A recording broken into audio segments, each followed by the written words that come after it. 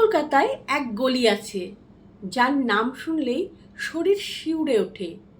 হাড়কাটা গলি।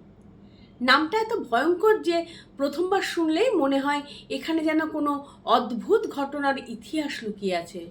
কিন্তু আসলে কেন এই নাম হলো জানো?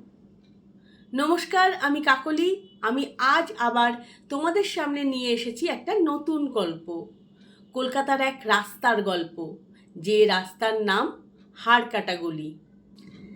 শোনা যায় একসময় এখানে থাকতেন এক হাড়কাটা ডাক্তার। তার নাকি অদ্ভুত সব পরীক্ষা নিরীক্ষার নেশা ছিল। সেই গল্প লোক মুখে ছড়িয়ে পড়ে। আবার অনেকেই বলেন এই গলির আসল ইতিহাস অন্য। এখানে থাকতেন কিছু হাড়ের কারিগর। তারা মৃত প্রাণীর হাড় কেটে বানাতেন চিরুনি, খেলনা, বোতাম, নানা গৃহস্থলীর জিনিস।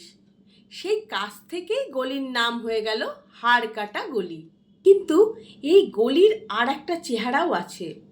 বহুদিন ধরেই এখানে গড়ে উঠেছিল কলকাতার অন্যতম প্রাচীন যৌনপল্লী।